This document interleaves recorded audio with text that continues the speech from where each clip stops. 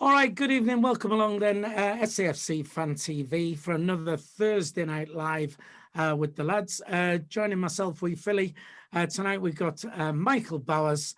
We have the Mad Mistake, Jacob Kirkbride. We've got Conrad, our editor, and we're joined by friend of the show, top Charlton YouTuber, Tyler Rollinson is our guest tonight.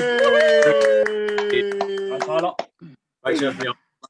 So we are gonna be getting onto the match on Saturday when we're playing Charlton away. Don't forget we are live on our YouTube channel, so we're available on the live chat as well. If you want to ask us any questions, please do so, and we'll do our best to answer them. Charlton on Saturday, going to be a tough one. Michael, I think we'll start with you. What do you reckon for Saturday? Well, I know Charlton in the league haven't made the best of starts, but to me, Charlton are a better team than. Tyler, you'll be able to fill us. Correct me if I'm talking at my backside or if I've got anything totally wrong here. But Charlton obviously came down from the Championship. Their aim, of course, has got to be to go straight back up. Why wouldn't it be? Obviously, Tyler, I'm right in thinking you have just got taken over. Is it about a week ago or so? Yeah, been taken over. Yeah. Well, obviously, I'm sure for Charlton fans, that's one of the best bits of news they can hear. Wait to see if their new owner is actually going to be good for them. For Saturday, it's going to be a hard game. Make no mistake about it. Charlton have always wanted to play, especially when we came into League One. We've won one, drawn one, lost one. Obviously, I know that Tyler and other Charlton fans would have really enjoyed the Wembley win, but for us, it was horrendous to the cruelest way the game. But for Saturday, like I said I would start the season after these first four games. Now, for me, Charlton is the final one of those four games, and then I think it's fair to then look at how we've started. And like I said, Charlton lost their last two, I think it is, but I wouldn't read anything into that because they are still a better side than what their form suggests. So tricky game, but fingers crossed we get the 3 points, obviously. Quickly as well, we're going to go to the live chat. What I forgot to mention at the start, of course, Sean and Dino are missing tonight because their shift work doesn't allow them to be on. So they'll be on with us on the Sunday bunch. Quickly on the live chat, Thane SAFC, who's a fan of the show. You got Tyler on, nice one, top Charlton fan. So there you go. David Walker. We all know Maddison is going to score against us. We're not going to go into that yet because we will talk about that a little bit later into the show. Mad Mistake, Charlton away on Saturday. Well, it's going to be a really difficult match. We all know that for a start. Lee Bowyer's side will be up for this match big time, especially with Lee Bowyer's connections with Newcastle in the past. He'll have his side ready for this one, believe me. They've had a bad start to the season. I'm very surprised. I think even when they beat Crewe, I think they didn't play that well, to be honest. And the Lincoln match was a massive surprise. Lincoln joined top of the table. Well done to Lincoln. But I fancied Charlton end up being second place at the end of the season, be just behind Sunderland. And hopefully we avoid them in the playoffs this season again. Seem to sort of sneak up on us. But I think Charlton will come good as the season goes on. I think they will end up being in the top six. I think it's probably a good time to catch them at this moment in time where they're out of form. And I do think we will get at least a point. But I do wish Charlton and the fans all the best for the season coming up. Right, quickly back to the chat then. Stu Shaw says he cannot see Maddison being fit, but we are SAFC not happy that he's gone to Charlton. So on to you then, Tyler. Any danger men we should be looking out for on Saturday? And Marcus Maddison, do you know any more about him? Is he going to be fit for Saturday or what? Do you know? I'm pretty sure he'll be fit for the game. Obviously, not today, but honestly, it's an unbelievable signing. It come out of the blue, really. I know we were interested in him in January, and now we just to get the deal over the line. It's just a massive boost to that midfield. He'll obviously be a threat with how good he's been in League One over the years. Other players to look at, not that many, to be honest, with the squad we've got at the moment. But to name a few, Alfie Doughty on the left-hand side, very, very rapid player. Got some skill about him as well. Connor Washington, our top scorer, another good player through the middle. Hopefully, playing through the middle when he's been played out on the wing, which is a position, but hopefully, we're playing through the middle because that's his natural position. We've got a solid centre back as well, Akin Famewo on loan from Norwich. He's a good player as well, 6'3", massive, 21 years old. We've got some decent players in there, but yeah, they're probably the best of a bad bunch at the moment. We've not started the season well at all. Happy days. That's what we like to hear.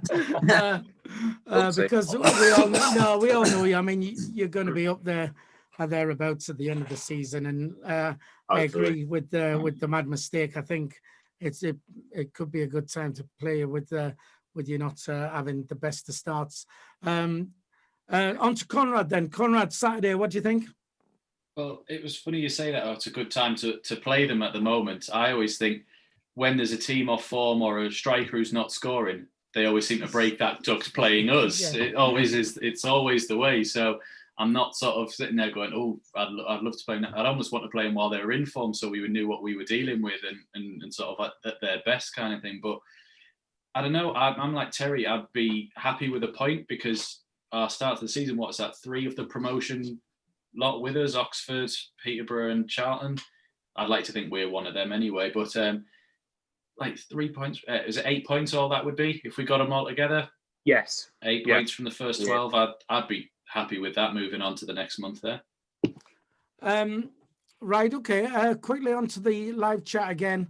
Thane says either Sunderland, Charlton or Ipswich for the title this season. Matthew Lead says Marcus Maddison is not fit at all and will not be in the squad, according to Stephen Gallen, head of recruitment for Charlton, is what he's saying there. So who knows? Jacob, Saturday.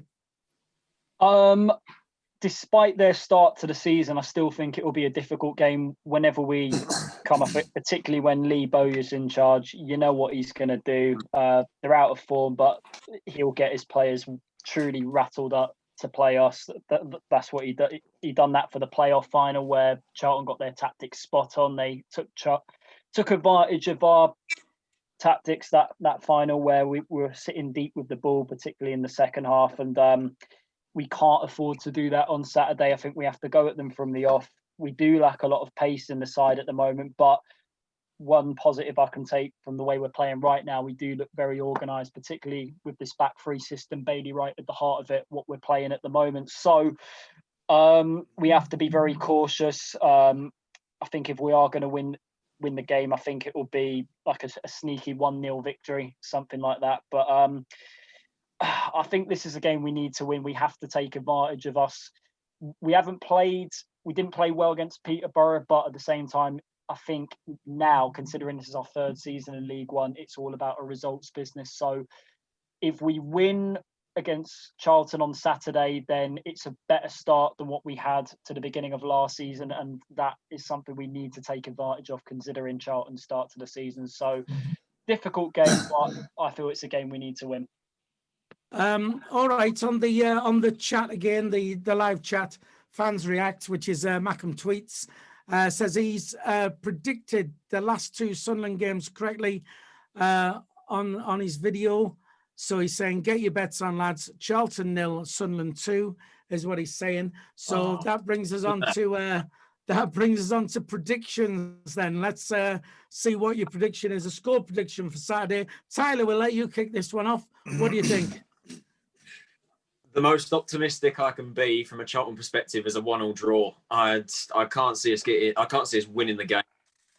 We just lack end products going forward. We're just constantly playing that hoofball tactic that didn't work last season in the Championship, that ultimately didn't work and got us relegated. Just the same old really. Defensive line needs improving. Hopefully, if Maddison is fit, then he'll add some much needed quality to that midfield area. But Sunderland started the season very well. Obviously, they'll be raring for this, looking to get their revenge from the last time we played each other. But at the moment, I can't see us winning it, to be honest. I'll go 1-1. Mad Mistake, you're trying to get in there? Yeah, Tyler, is that your new away top? It's really nice. It's last season's away kit. Last season's, yeah. It's really nice. Our sponsor last season as well. All right. It's a nice top, that one. Right, okay then. Well, seeing as you're on there, Mad Mistake, what's your prediction for Saturday? I'm going for exactly the same exactly the same score lines against Oxford. 2-0. I did my prediction video earlier on in the week, and I think we'll take. I think it'll be 0-0. I think it'll be 0-0 at half time. I think a game will come out second half, and we'll score a quick goal in the second half, and then score a late goal again. So I'm going for exactly the same as the Oxford match, 2-0. All right, Conrad, score prediction. I'm just going to go very bland, like the last performance on there. We're going to have a boring, and we're going to scrape it 1-0. A 1-0 win. Yeah. Right. Job. Does the job. That's what I'll take. 46 of them. I'm sure. Jacob, score prediction. Like I said before, I do see it being a scrappy game. My head says a 1-0 Charlton win, but I'm going to go with my heart, a 2-1 Sunderland win. I'm going to say Lyndon Gooch winner. And you know what? Another Grant Ledbetter penalty. Sweetly struck it against Peterborough last week. All right. Michael? What Tyler was saying sounds too good to be true here, so I'm waiting for it. Every time we always hear we are the most optimistic I can be is for this. It never comes off. I'm actually going for the same score as Tyler. I'm going to take Dino's place as the Dominator this week. I think it's going to be a 1-1 draw. I think I said beforehand that if you got 4 points against Peterborough and Charlton, that's not a bad return, regardless of what's happening with Charlton. Obviously, I think we could do with a win. Charlton will likely say the same, but I think 1-1. But even if you get a draw, it's not a bad start to the season, really. Right, well, Thane says he predicts a 3-0 win. I'm going to do my score prediction. And of course, I promise you. Me, always optimistic, always, my glass is half full. And believe it or not, I'm going to go for a 1-1 draw. Shock. Three of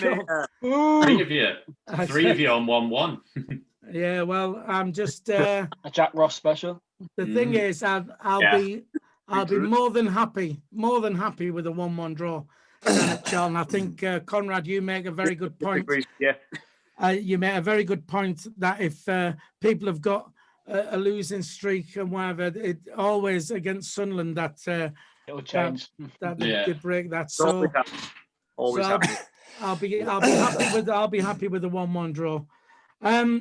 Right then, what I want to come on to, Tyler, the last time we met, we was on Wembley Way, if you remember, and it was before the playoff final. Right. All I want to say was, from a Charlton fan's point of view, scoring with virtually the last kick of the game. We all as Sunderland fans know how it felt, and for me, I think it's the 8th time now I've been to Wembley, and I've never ever seen Sunderland win, and it was just something about that day, just something felt different, and I thought this is actually it. And so the fact we lost, I think, hurt more than any other time when I've seen Sunderland sort of lose at Wembley and stuff like that. So for us, it was absolute heartbreak. But for yourself as a Charlton fan, last kick of the game, best moment ever or what? I'll take a nice relaxing seat for this. Yeah, that by far has got to be the best moment I've had as a Charlton fan. I've not been... First game was in 2007, so I've only been watching this about 13 years now. So, yeah, that was by far the best moment. Went into that game with confidence. Even though we finished third that season, I did feel that we were slightly underrated going into that. Even in the semi-finals against Doncaster, I felt that we weren't really spoken much about compared to Sunderland and Portsmouth. So I felt we were almost like the underdogs going into that against Sunderland in the playoffs. But I was optimistic, obviously, from the playoff before that. Obviously, was the infamous 4-4 and then 7-6 on penalties. I wish I was there to see that day. Yeah, I was. But yeah, it's. I was only 8. I wasn't born then, but yeah. Oh, right. Geez. All right. Okay. All right. Don't rub it in. But yeah, that day started. It started like that Naby Sarr own goal was just like It was freaky, wasn't it? Yeah, that season, that whole year, Naby Sarr, he was constantly doing dodgy back passes to the keeper all season long. And my dad was saying it but when we were watching them at home, we were just saying like it's only a matter of time until something like that happens. And then of all the times for it to happen, playoff final, and then as soon as that goal went, and I was like, we're going to get our asses kicked now. We're going to get absolutely slaughtered. But then I don't know, for whatever reason, Jack Ross just sat you guys back right after you got that. You just went on the defensive, and we just hit you after attack, got the equaliser. Then Johnny Williams came on in the second half, and he made the impact, changed. And then obviously, last kick of the game, absolute scenes, Sunderland heartbreak. Love it, love to see it. we were dreadful that day, and the irony of it all is the very first game of the season when we played you at the Stadium of Light. It's exactly the same thing happened. You know, I mean, you took the lead, and we scored the winner. You know, in something like the 6th minute of injury time to win it 2-1. And it's just unbelievable that we started the season like that. And then we ended the season against yourselves. And it was complete role reversal and that. But it was hard to take for us. So, but I mean, a great weekend. I mean, it meant it cost a fortune, but still, hopefully, I just hope I think if we get to Wembley in a final again next time, I think I'm going there just expecting to lose, and then I'm not gonna get the disappointment. I'm just so it's just the way it is. If I remember correctly, actually, when we met on Wembley Way, when we did with the predictions, I asked you for a prediction. You said 7-0 Charlton. You what? Yeah, I think I did. I think it was, but that's how pre-match nerves. I'm used to that at Wembley. Used to that all the time. Right then. Yes, Michael, you're trying to get in there. No, I was going to say, I remember watching when Charlton faced Doncaster in the semi-finals. I'm right in thinking you won the first leg 2-1, I think. It went to the Valley. It was 2-1 ordinary time, so it went to extra time. Doncaster went 3-1 up, and they were ahead on aggregate, and I just thought, yes, come on, just Doncaster, hold on, because I'd much rather face Donny than Charlton. Yeah. I was just like, oh my God, that's going to be such a difficult final. It was, it's good for Doncaster. It was just like, well, as you can imagine, basically, Tyler, I'm like Mr. Champion clean sheets, and obviously, when Sunderland took the lead and lost, that for me is the worst way to lose a game when you're in front and then you're defending away. And for me, it was 2 very, very poor goals defensively from our perspective. But look, you were right to enjoy it. Last minute winner at Wembley. What's not to like from your perspective? Yeah, of course. Unfortunately, that day was all for nothing as we ended up going straight back down. But yeah, it was still a good week. All right, quickly, Mad Mistake, then we'll come to you, Jacob. I want to put a quick question out from Stephen Hensel, and this obviously includes Tyler as well. The question for tonight is, how has Charlton and Wigan sold their club so fast when Donald seems to take forever? Does that mean Donald doesn't want to sell? How long, Tyler, how long has it taken for the new owners to come in since you've known about it? Well, as far as my knowledge, the owners that owned us were put us up for sale around June, July time, I think. So right. About 3 or so months. Right. And when did you first know about the new owners coming in? That actually came out of nowhere, to be honest. I think it was publicly announced about a month ago, and the guy who's come in, his name's Thomas Sandgaard, Danish businessman based in America. Very successful with what he's done, and from day one he showed enthusiasm, excitement, confidence. Like he was raring to go right from the off. He had loads of obstacles thrown in front of him. There was legal cases about the place that we thought was going to stop everything. We were just thinking, yeah, we're dead and buried. And then he found a way round, got the deal done, and now we're on top of the world, essentially. It's great. Nice one. Right, just quickly, I'll bring you in, Jacob. People are asking again where Sean is. Sean and Dino are on shift work, so they're not available with us tonight, but they'll be here on Sunday. Jacob? Yeah, what I was going to say to Tyler is basically, when you're a football club in London, it doesn't matter what division you're in, whether you could be in League 1 or 2. just being in London, you have the foundations to like potentially build on to bigger and better things if like an owner can come in and get it right for the future financially. So it could be a slow building process, but at the same time, I think your fans right now should be quite excited about what's happening with the owner that you've got coming in. I just wish something like that would happen with a club like Sunderland, but I think being a football club in London does help a lot. Jacob, that does, yeah. Terry? Go on then. Go on. so with Wigan and Charlton being sold so soon, do you think Donald is not going to sell this season? It doesn't. I think it would have been done by. I mean, I was hearing snippets on Twitter today that potential takeover, like our potential takeover that we're in talks with right now, there could be further talks going into October, but I don't see any truth in that at all. There's no clarity, and I think if we were going to be so, it would be done by now. I think Donald's holding out to see if we win promotion or not, so he just gets a lot more income. Right. By the way, of course, Tyler and Jacob met up today and have done a preview for Saturday's game down at the Valley. So that'll be on our channel tomorrow. I don't know if Tyler, I don't know if Jacob told you when he met you that he is actually an Arsenal fan. Did he mention that to you? For God's sake, my local team's Barnet, man. Right. He's got a big soft spot for Arsenal. He's got a big soft spot for Arsenal. I live 10 minutes from Highbury. Right. And Andrew Robbins says about at least in '98, the playoff, the 4-4 draw with Charlton. At least we tried. We never turned up with Jack Ross playing 5 defensive midfielders that day, apparently. Right. Also, if you're watching, by the way, we are trying to get our subscribers up. We're trying to hit 5,000 by Christmas if we can. So if you're watching now and you haven't already subscribed, please do so. If we've got any Charlton fans tuning in to see how your man Tyler's doing, please would appreciate it if you did the subscribe button, subscribe to our channel as well. That would be much appreciated. Right. Dan Neal.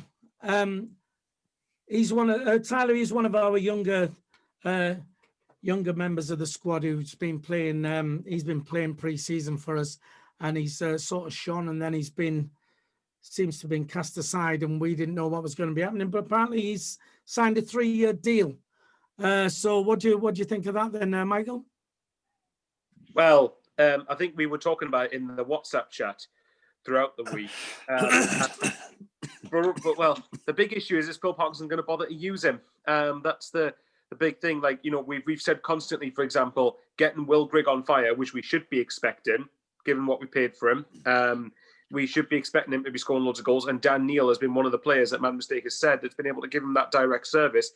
But yet Parkinson doesn't seem to want to risk it. Now, I'm hoping that, I'd imagine he'll probably play on Tuesday, this coming Tuesday against Carlisle in the EFL Trophy. But, you know, like I said, this has got to be a season where he's going to start making a break into the first team. Because if he doesn't do it here in League One, he won't have a career at Sunderland. The brutal reality is that he won't be able, like him and Jack Diamond, won't be able to. So it's a question of, but because we're going to have such a congested fixture list coming up this season with what's happened with the pandemic, I would like to think that Daniel should be at least getting a chance in there. But knowing Phil Parkinson, he'd probably come in, do well, and then he'll be dropping him again for the next game ahead of just to bring, I don't know, George Dobson back in the squad or something. Mad Mistake, you're a massive fan of Dan Neal. Must be good news for you, yes? Oh, here we go. It is. Right. Need a poster on your wall, Terry, of Dan Neal. Well, that's great. It's great news. I wouldn't go that far. He'll only be another 6 months and he'll be sold. Right, I guess great news. He signed a 3-year contract, so it's beneficial to Stuart Donald. He signed a 3-year contract, so when we sell him in 6 months' time, we'll probably get a lot more money. Stuart Donald will get a lot more money from him. But the thing is, I've got no faith in Phil Parkinson even starting him no way before Christmas. He wouldn't even probably make the bench. And when he's been playing for the under-23s and when he's been playing in like the cup matches, he always seems to start a lot higher up. So I don't know if I'm missing something. I kind of see Dan Neal more as a provider of Will Grigg with service, more of a central midfielder, or just maybe he's in front of central midfield. And I think he's going to start playing Jack Diamond more, possibly on the bench than Dan Neil. I can't say Dan Neil even getting on the bench. Wait on probably till a few more injuries come along. But yes, I'm over the moon he signed a contract, and I hope he does play out of his skin in the cup matches and any opportunity he gets. But I still think he's someone for the future. And I don't think Phil Pattinson will even bother putting him on the bench for the next before Christmas. That's what I think anyway. Conrad, Dan Neil. I didn't see a lot of him during pre-season. I'm basing my hype for him off of what I've heard from Terry. So apparently he's as good as Lionel Messi. I've heard. I think he's one of them that all those clubs are after. No, it's been a constant thing again for a couple of years where we get young players in, apart from in the championship season where we've always been a bit edgy on, should we put them in? Are they ready to have a go? And it just seemed like when we threw Madger in at the beginning, it was a bit like, no, he's not ready. And then he did start firing, and then obviously we know what happened there. So tying down Dan Neil, yes, it's good, but it's again what Terry says, it's only going to be good for one person realistically. And that's when in 6 months to a year's time, they go, right, well, now we can sell him and get a bit of money for him, whereas he could have walked away for free if we hadn't bothered. Right, fair dues. Jacob? Yeah, Dan Neil in pre-season, very promising. What I liked about him, he always likes to go forward with the ball and try and make those killer through balls to the forward line like he did for, I think it was Will Griggs' winner against Harrogate Town in pre-season. But we need to give him a chance. There's just something about youngsters coming through the system at our football club where they're not trusted enough to do a job and make a solid impact on the first team. To be honest, I'm getting sick of it now. Same with Jack Diamonds. Like, something needs to change in terms of how we bring these players through, but also giving them the belief that they're going to develop playing with better players around them. And we've not been doing that for years. And Dan Neil, like Terry said, we'll probably see him in the starting lineup for a few EFL trophy games, but in the league, I'm just hopeful that Parkinson gives him a chance. But do I see that happening right now? No, I don't, unfortunately. But I'm pleased that we've got him on a new contract, because I think he was one of those players that we did need to tie down very quickly, unlike Sam Greenwood, who went to Leeds, and this week he ended up scoring a hat-trick against our youth team. That's just the most Sunderland thing ever. But yeah, promising future, but we have to give him a chance. All right, Thane on the live chat says Diamond has more chance of breaking into the first team than Neil. But also then a bit further down says Diamond and Neil are more exciting than Benji. Terry Brown says Parkinson out, Jamsani in. Andrew Robinson says at least Jamsani would play Diamond and Neil. All right then, so moving on to Tyler. Marcus Maddison signed him. Was it today he signed? Probably about an hour ago. So are you as excited? I mean, we've championed Marcus Maddison on this channel, for the last couple of seasons about getting him in. Now, what I'll ask you is, he's obviously got the flair, he's got the skills and stuff like that, but he comes with this label of having a bad attitude. How do you think he's going to do? Are you excited he's signed, first of all, and are you worried about this attitude problem he could have? Well, I'm over the moon that he signed. He's probably been one of the best players this league has seen over the last 5 years. He's got such an incredible record with what he did at Peterborough, but obviously, as you say, renowned for having this poor attitude. The thing with this is that I think with a manager like Lee Bowyer, who obviously was notorious for having a bad reputation himself, from his time at Newcastle, fought Kieran Dyer on the pitch, smashed up at McDonald's and things like that. Like, he was a proper bad boy reputation. But that's probably why most people don't like him now. I know Terry's not too fond of it, but yeah, Marcus, I think with a manager like Bowyer, I think he can sort that out, because we've had that before in the past. The season we got promoted, we had Tariq Fosu. He had a great season the season before, and then his attitude just went that season as well. And I think Bowyer tried to work around it, but in a squad like when you've got Bowyer as a manager, if you've got a bad attitude, he won't play you. So I hope that he can sort out Marcus's attitude, because I do believe he gives players a chance. And if Marcus can't sort that out, then I think he'll more than likely be dropped. And I think he'll probably come up as like a bench or an impact player, maybe not even feature at all. But yeah, I take nothing away from his qualities. He's absolutely fantastic player. But obviously there is this problem with the attitude, which some Charlton fans actually didn't want him because of this problem that he has. But I just felt he's come into the club, clean slate. It's a fresh new start for him. Hopefully he can sort himself out. But if it does prove to be a problem, Bowie will make it a time for it.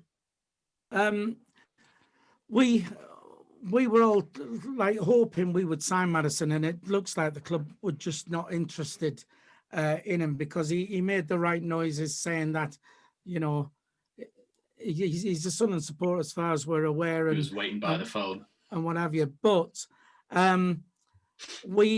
I mean, you're saying there that Lee Boy, if he has a bad attitude and he doesn't toe the line, he'll just be dropped and he won't play. What we saw allegedly with Aidan McGeady in our squad when we started really poorly last season, it was coming out in the press that he was a bad apple and he was causing problems in the dressing room and all that. So, you know, there is that worry.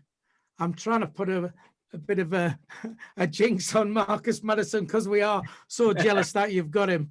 But, you know, it could be that if he has got a bad attitude, you know, he could have, he could reflect on the rest of the squad. I don't know. Thoughts on that, do you think? Hope so. After Saturday. Yeah. Right. Okay, then. We put it on social media early asking for some questions as well. And Conrad, you did that. Have you got anything you want to chip in with there? Well, we had Stuart Shaw before who wanted to know why can't we get any answers on the farce of a takeover? Right. Okay, then. Well, I'll tell you what. Well, let us quickly add to that then. Mm-hmm. On the takeover, did you all see the William Story interview this week? Has anybody not seen it? I haven't you've not seen it. I've not watched it yet. Well, again, he was interviewed on one of the YouTube channels, and I don't know, maybe I'm just gullible or whatever, but again, I thought he spoke very well, taught a lot of sense, and you know, I keep saying, what if he is the real deal? If he is the real deal, you know, and so many people are saying he's just a chancer and what have you. But every time I've heard him speak, he's said the right things for me. I don't know. Michael, you've not seen it. Mad Mistake, did you see the interview? Yeah, I've seen it, yeah. I'm what exactly did you in the same sort of camp as you, Phil. I think he always talks the talk. Hopefully, if he comes in one day, he'll walk the walk. I don't think he will buy the club, mind. I think Stuart Donald's staying for the long term until at least the end of this season. So I think he wants to buy the club, and I'm sure he has the backers. He wouldn't be making it all up. What's the point? It's pointless. So I do believe in everything he's saying, that he has the backers, that he wants to do the best for the club, and he wants to be successful. But I just can't see Stuart Donald selling unless Stuart Donald is in the Championship. Jacob, did you see the interview? No, but to be honest, William's story, I'm just still very skeptical when you hear the stories about what happened when he was with Formula One, going down that financial route. It doesn't work. And do I have faith it will work if he was in operation at our football club? No, I don't, unfortunately. I think we need to look elsewhere. I think when you show that much desperation to buy a football club by using social media, I just think it's never going to work, particularly with our fan base. I think it's going to change fans' opinions very quickly and give them the wrong impression of the guy. Right. I'm just not in. Nah, not for me. Right. So you're going off his failure with Formula One and stuff like that, and lack of funds and what have you. The way I see it, and again, I'm forever the optimist. You know what I'm like as a Sunderland fan. I think everything's always rosy. But you know, what if he has these backers? What he talks about, which then solves the problem of him not having substantial wealth to carry it forward. It's all about, you know, it's all about the backers is what it's supposed to be. Conrad, did you see the interview? Yeah, Terry shared it in the group, so I sat down and I listened to it one night. Again, I'm in your camp. I sort of think like everything he says, just I wouldn't say I'm like absolutely enamored with him. Do you know what I mean? I just sort of listen to him and just go like, yeah, you're saying the right things. I believe you. I believed Stuart Donald when he came in. Yeah. I believed Ellis Short when he came in. You've got to take someone at face value.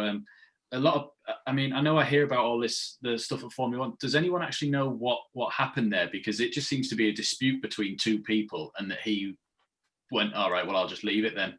Like that tends to be. I think I knew something about that because he was. I think it was with Haas. I think it was some American team. Yeah. Haas Racing. Halfway through, they were struggling with results, and I remember so distinctly, literally just went, well, I'll just not involved in this anymore, and just right. Okay, just gave up. Yeah.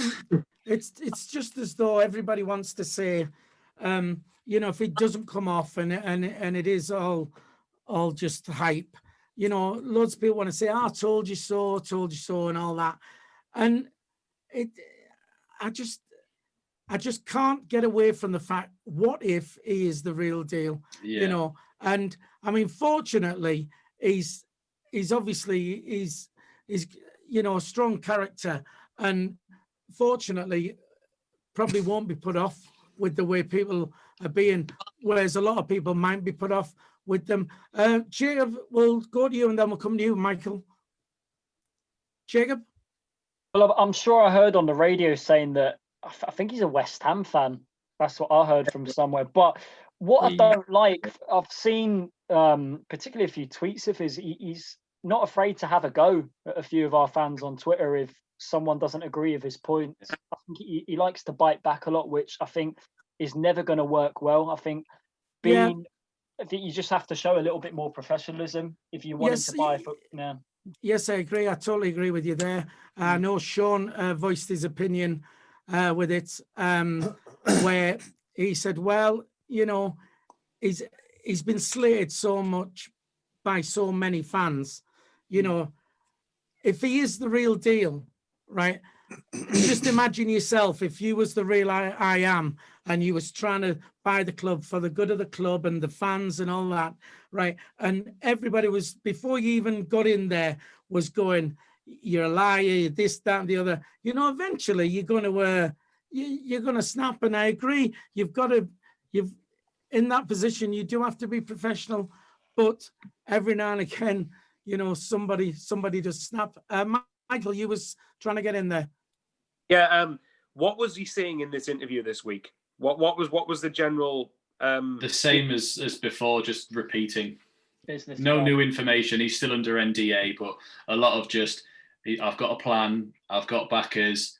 We deserve to be like higher than we are. They're a massive club. All the usual sort of things you would say, but just again. Just what I would say is, just because it's things that we want to hear doesn't mean that they're not true. Because we all and like Charlton probably shouldn't be in League One. I think Sunderland in as a stature should be a Premier League side, and I'm talking a stable Premier League side here. But we're a long way off that, unfortunately. But I mean, for William's story, like, I am skeptical because of what happened with the hat thing and what happened within Formula One. But it's, I do at the same time agree with Ted. People saying that, oh, he's not looking to buy the club. No, I think that's a bit nonsense. I do think there would be something in this, because otherwise, if there was nothing in this would have been dropped ages ago, but it hasn't been. Do I want it? Well, put it this way. I'll ask you the question, actually. I want to see what everyone's answer to this.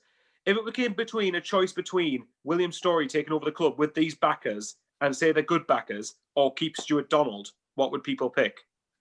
William Story. Conrad? Story, yeah. So, there's a little bit of me that just likes the pure chaos that he's causing, and the pure like he gets so many fans angry on Twitter that I absolutely love it, because he's just annoying them, and he's almost like he's doing it on purpose. And it feels like if we need to try something new to get out of this league, let's just be annoying and let's be a bunch of arseholes basically and go, right, let's go. let's change it up a bit. Mad mistake, trying to get in there? Yeah, Conrad, would you grow your beard as long as Williams or not? Well, I thought I would get a comment on one of our questions was about his appearance, actually, and I was a bit like, oh God, I'm going that way as well, actually. Yeah. I know. I've got a ways to go yet. How long would that take, do you think? I don't know. The missus is already having a go, saying this is too long. I reckon to the end of the season. Jacob, answer that question. What Michael said. Yeah, first of all, Stephen Hensel said on the chat, does my dad own a restaurant in London? No, he doesn't. He's a professional artist, so that just ends that speculation. The Mad Mistake's a professional artist as well, but not that type of artist. There you go. That's the one. Yeah, through beer drinking and being on right, YouTube. go on, Jacob. Yeah, William Story, I think what Conrad was saying, how he likes to show a lot of passion on social media, particularly with how he answers a lot of fan speculation and stuff like that. If what he says is true and he can get it right, and then results start coming on the pitch, then it could all be plain sailing. We could be going in the right direction. I just fear if this gamble totally backfires, because when you've got an owner, even before he's come in, already like slating fans on social media, if we're not getting the results and we find ourselves in an awful league position, then it could go terribly wrong. That's just my, because I'm just on the fence of it completely. But this is going to lead on to I've got a question for Tyler, actually. Tyler, with your new owner that's just come in, was there any like speculation over the last few weeks that he was going to buy it, or has it just totally come out the blue? It came out the blue. It was nothing really was said, and it just sort of come out of nowhere. So we just all of a sudden see some Danish guy from America wants to buy us, and then he joined Twitter not too long after that, and he started saying like, I want to turn this club around, you know, and like what William Story's saying, just saying all the right things, like I want to get to the Premier League in this sort of period. I want to play European football in this period, which in my opinion is unrealistic targets, but it shows that he's passionate and he obviously wants to take over this club. But what I will say is that from one EFL club to another, from a club that has been saved, thank the Lord, with an owner, I do hope that Sunderland do find their buyer soon, because I don't like Stuart Donald personally, from what I've seen and from what I've heard. Club. Caused a lot of frustration amongst the Sunderland fans. So I do hope that whoever it is that does try to buy Sunderland, I hope that they're the right guy and they do take you forward, because you shouldn't be in this position that you are in now. Well, for me, if I can answer your question there as well, Michael, and yes, Tyler, thanks very much for that comment. William Story, the hype, if the hype's all right, I think it would be exciting. But controversially, I do think, I don't want to say Stuart Donald's had a raw deal, but I don't know. William Story. He gave us a good year. And then it all went wrong. Right. Okay. Yes. Had he gone up in that first year, it would have been a completely different story. A William Story, probably. Michael. Right. I was going to say, Jacob didn't directly answer my question. He didn't give me William Story or Stuart Donald. Oh, no. I hate these questions, Bowers. I'll give my view first to make it a bit easier. Okay. I think if it depends for me entirely on who these backers are. If they're genuine, then I might be a bit more receptive. But at the moment, I probably would still say Stuart Donald until someone who is deemed better comes along. So that's my answer. So Jacob, your answer. I want to hear yours. I agree completely with what you said. Right. That ends it there. Right. Okay. Just quickly, Mad Mistake, you're trying to get in there? If they're buying the club for 37 million plus, they've got to be genuine. They don't just throw that kind of money around for no reason whatsoever. Stuart Donald didn't pay that much for Sunderland. Right. Well, quickly on the live chat, and this is going back to Marcus Maddison. Thane says, basically, Charlton took a gamble on him, whereas everyone else was put off by his wage demands and his attitude problems. Also, Robert Foster says, why is it taking Maddison so long to find a club if he was so good? It's all down to his attitude. The Peterborough chairman commented on it. Michael, you're trying to get in there. Yeah, I'm getting quite fed up of hearing about the attitude thing, because, like, you know, isn't that what a manager's job is? To manage a player. So clearly managers don't feel like they can get the best out of him then if they're that put off by his attitude. That's one of the again, Maddison we know can turn a game like that. He's good. He's just got the quality to do it. We've cried out for someone like that for so long, and even I've had people tell me, "Oh, it's unrealistic to expect Maddison." Well, no, it's not. That's a pretty for Sunderland in this league. That should be, but even then, Terry, you should still be expecting to get him. I'm not buying that. It's Well, I tend to disagree. Why Sunderland shouldn't be in the market for. I tend to disagree with you though, Michael. On you're saying it's the manager's job to manage bad attitudes. At the end of the day, if somebody's got a bad attitude, if you've got a bad apple in there, it doesn't matter what you do. That bad apple will spoil the barrel. Again, Lee Boyer could be dropping him if he's not. Sorry, Terry. Lee Boyer is what Tyler's just said. Lee Boyer will drop him if he's had a bad attitude. Does that not display that you can manage them? Right. Okay. But as we said earlier, it's all right dropping someone, but it's the effect. Unless he says, "Don't come into the club, don't train, what have you." You've got to keep them away from everyone. It's him causing issues with the rest of them. Right. I want to get the Mad Mistakes trying to get in there first. I agree with Michael. I think good managers can manage difficult players. They'll bring them in, they can manage them. They're there to manage. They're getting paid to manage players. But Stuart Donald would never, ever spend that kind of cash on someone like Maddison. Jacob, are you trying to get in there? Yeah, so was it Michael was saying that he believes that there's an attitude problem with Marcus Maddison. We've currently there's been debates on Twitter today about a player we have, Ada McGeady, saying that there was potentially been an attitude problem there, which is why he ended up leaving. He ended up going to Charlton in January. And that's why I'll ask Tyler how he did in a bit. But it comes to that debate that if we've missed out on Marcus Maddison, do we potentially take a risk and try and bring McGeady back into the squad? I'm like on the fence with it at the moment. I just don't know how. I think if he comes back and shows that he has changed his attitude and he really wants to try and get the club out of this league, then I'll take him back straight away. But obviously we don't know the full score behind the scenes, and that's a big debate right now.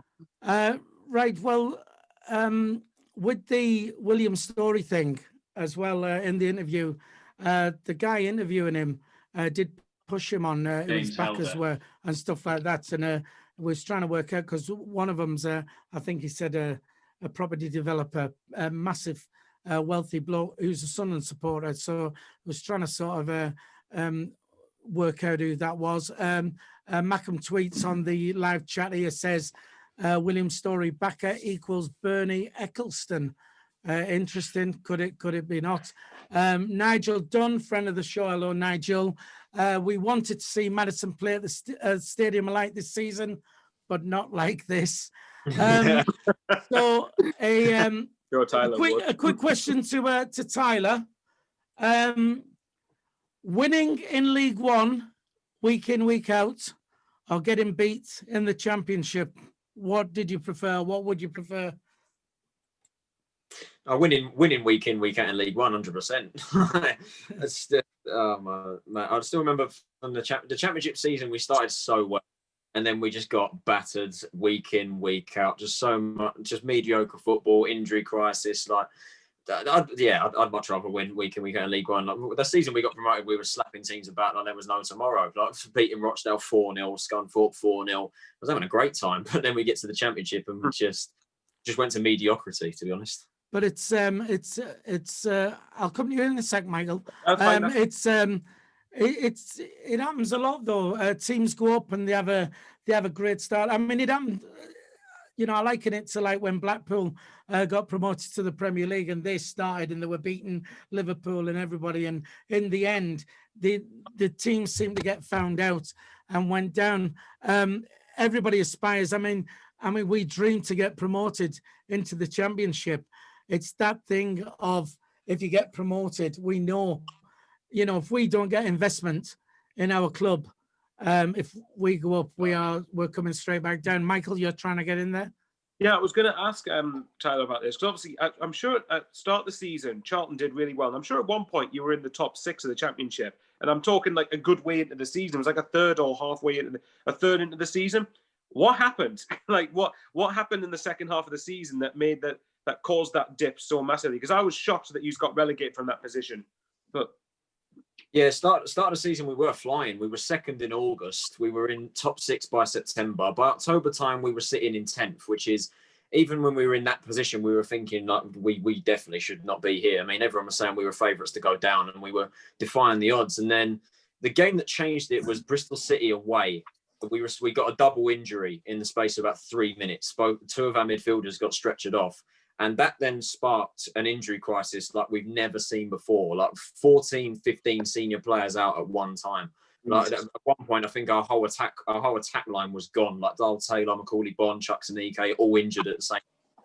Like we got hit badly with injuries. We were playing like under 18s who had never broke into the development squad, let alone the first team, had to play. And we were just thinking like this is just the beginning of the dip. And then obviously January rolled around. We got initially taken over. We were sunshine and rainbows of those guys, and we had no clue what was going on behind the scenes. And we got put under a transfer embargo like a week after they bought the club, and we only signed 4 players on loan, which were underwhelming to say the least. And then just obviously COVID happened, which didn't help. Taylor refused to play. There's just so many reasons as to why we went down. But the thing that changed the season for me was that Bristol City game when we got 2 injuries in 3 minutes, and then that just sparked the 15 players that went on to get injured. And I think that's a major reason as to why we went down. Well, what about the Lyle Taylor thing? Because I know that, am I correct in reading that he refused to play? Because to me personally, I viewed that as, if I was a Charlton fan, I would have been really angry with that, because I think you've given Lyle Taylor you gave Lyle Taylor the chance to, because obviously he just left AFC Wimbledon, and as much as Wimbledon I respect, Charlton should be a huge step up from AFC Wimbledon. So you've given him the chance. He's helped get you up. You've helped establish him in the Championship, and how he repaid it by basically refusing to play when you need to help save you from relegation. Like, I mean, I got annoyed just from the outside. I don't know what your thoughts were on that. Yeah, that's exactly it. Completely agree with you. I mean, we gave him this platform. We nicked him, and he obviously had a great season, got us promoted. Started really well, like 5 goals in 6 games. Like he was on fire. Then he got injured, then came back and hit the light, was hitting well, hitting on all cylinders. When he come back, he was our top scorer. And when during the lockdown we were coming back, we were in this relegation scrap, you would naturally turn to him to be our saviour. And for him to turn around and say, I don't want to play because I'm so scared of getting injured because it will block a big money move, and then he ends up going to Nottingham Forest, which I think is hilarious. But yeah, it's just it done us right in. I was so livid, and I think it ruined all of that reputation. His legacy as a Charlton player was ruined the day he refused to play, and I think a lot of people turned on him instantly. He started playing the victim card on social media a number of times, and then when he did go to Forest, we all took the piss out of him, saying, "Oh, you wanted the big money move, and you've gone to Forest." Right? But I wish him all the best. I wish him all the best, but I hope he breaks his leg. You know what? That takes me back to 1999, before you were all born, and I said I was born in 96. I said we was on Soccer AM. We were fans of the week, and I said, and it had just all happened with the oh God, what's his name? The Lee Clark scenario with the T-shirt had just happened. And I said, "Oh, good luck to him. I hope he goes and breaks his leg." And I got so much stick for saying something like that. But anyway, right. I was gonna mention the last time when you mentioned Tyler, you said it all went wrong when you played Bristol City. It takes us back to the last time we played Bristol City, which got renamed Bristol Bull. Because we were 3-0. We were 3-0 down at halftime at Bristol City, and we ended up drawing 3-3. And anyway, we still went down or whatever. But highlight of the Championship season, a draw at Bristol City. David Algar on the live chat says, "Mad mistake. He's seen your Jack Colback song the other day. He's given that the thumbs up. He likes that." A quick shout out to Casey Cameron Jude, friend of the show. Hi to you, who's watching. Conrad, have we got any other questions that have come in on the social media? we've kind of answered most of them in a roundabout way. So I've got one that we sort of haven't been asking, and Tyler, we'll do Charlton on this as well. It's a friend of ours, Stephen Cass, me and Michael and Sean know quite well. It's how long do you, if promoted, how long do you think it would take us to get back to the Premier League? And that can count for Charlton as well there. So go on, I'll let Tyler go first on that. Good question. Well, in our case, the owner that we now have wants to get to the Premier League within the next 5 years, which we've heard all before from so many owners that we've had previously. But I think realistically, it will take longer than that. I think for our case, I'm not expecting to get promoted this season, judging by the obstacles we've had thrown at us right now. Our squad's not a finished product. We need to bring in a lot more quality as well as depth in the side. I expect us to, if we don't get promoted this season, we'll get promoted the next to the Championship, and then I think it will take us solid about 4 to 5 years to really cement ourselves as a Championship side and then push for promotion. But I mean, God, I wish we were back in the Premier League. It's been so long since we've been back there. But yeah, I remember those glory days when we were there challenging for Europe, and now look at us. But, Sean Bartlett or what have you. I think, Tyler, I think all you need to do is this season, if you make it to the playoff final and you're playing us, then you're up there. So don't worry about that. Can we have a go, please? Yeah. Let us win. Jacob, Conrad's question. Yeah. Sorry, I was just looking at the live chat there. Yeah, I completely agree. You've completely forgotten the question. Is that what you was going to say? Yeah, so I was trying to pay attention to the chat. How long do you reckon it'll take? Or, how long do you reckon it'll take us to get to the Premier League? A couple of years for our club, unfortunately. A couple of years, I'd take that. Yeah, couple of years. Not with our current ownership in place. I think Tyler, it will take for his club. There's more chance of them going back up first, unfortunately. Terry, I can't wait to track down your Soccer EM episode. So surely someone's got it on VHS somewhere. I've got it on VHS. I've got it. Yeah, we're all dressed in red and white wee Philly outfits, actually. I'll find it and I'll send you a copy. Mad Mistake, how long will it take us to get promoted? To the Premier, that is. If we get promoted this season, Donald will sell the club next season. Then we'll have one club, one season in the Championship. We'll rebuild, and we're back in the Premiership in 2 seasons' time. So 2 seasons in the Championship, then the Premier League. Right. Joe Premier League title. Just quickly, Joe Flatman on the live chat says it'll take 10 years plus. Michael, how long to get to the Premier League? First of all, what's Terry been drinking to think that? Yeah, I dread to think. Do you know what, right? Okay. Heart, we'll do back-to-back promotions. Heads. It's going to take a minimum of 5 or 6 years or so for me, possibly longer than that. I think Sunderland should be expecting to go up this year. I don't care what anyone says, but getting to the Championship, it's a massive step up from League One. The quality level is just completely on a different level, and it's an extremely competitive division. I think Sunderland, if we were to say, argument's sake, in the hopeful scenario, Sunderland go up this year, it would take at least 1 or 2 years to really properly establish ourselves as a Championship side. And I do believe that we should be able to, given the type of club that we are, because we should be able to actually attract decent players in the Championship, given the size of the club. But to get us to the point where we're challenging to go to the Prem, that's going to take a lot longer for me. I hope 2-3 years, but it's not going to be. I think it's going to be about 6-7 years at least. I think for me, it's a question. It's difficult to answer because if we got bought out next week, by multi-billionaires, then that's what it's all down to, and it's the investment. If we go up, put them away. My wife's naked again. Behave yourself, Terry. My wife's naked. I've seen it before. She wants. She's got. Tyler, but you didn't expect to see this, lad. She's got. Listen, I don't know how I put up with it, Tyler. Honestly. Listen, she's got a sore back and she needs a back rubbing apparently. So, look, that just about wraps it up. We're out of time, really. So, Thanks for joining us. I want to say a massive big thank you to Tyler Rowlandson, Charlton fan. Please, Sunderland fans, go to Tyler's YouTube channel, subscribe. Brilliant YouTuber. Thanks for coming on. We appreciate that. Big round of applause for Tyler. Woohoo! Guys, appreciate that. Thanks for having me on.